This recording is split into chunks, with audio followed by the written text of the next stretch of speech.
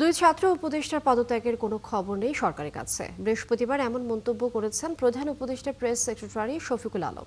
আর উপদেষ্টা পরিষদের বৈঠক নিয়ে তিনি জানান, দুর্নীতি দমন কমিশন সংশোধন অধ্যাদেশ সহ 4টির খসড়া চূড়ান্ত অনুমোদন দেওয়া হয়েছে। এদিকে রোহিঙ্গা প্রত্যাবাসন নিয়ে দ্রুত ফলাফল পাওয়া কঠিন বলেও জানান প্রেস সেক্রেটারি। ফরহাদ ইবনে মালিকের প্রতিবেদন। কয়েক মাস ধরেই জোর গুঞ্জন নির্বাচনের আগে পদত্যাগ করবেন দুই ছাত্র উপদেষ্টা। সেটা হতে পারে তফসিল ঘোষণার আগেই। নির্বাচন কমিশন কয়েকবার আভাস দিয়েছে তা হতে পারে ডিসেম্বরের প্রথম সপ্তাহে। উপদেষ্টা পরিষদের নিয়মিত বৈঠকের পর ব্রিফিংয়ে এ নিয়ে প্রশ্ন করা হয় প্রধান উপদেষ্টার প্রেস সচিবকে।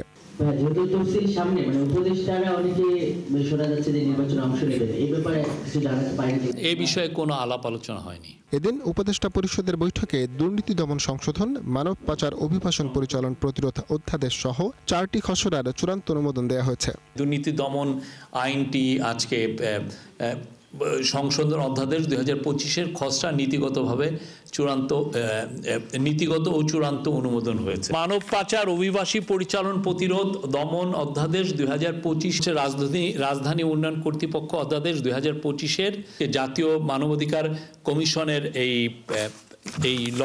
অধ্যাদেশটা সংশোধনী অধ্যাদেশটা পাশ হয়েছে।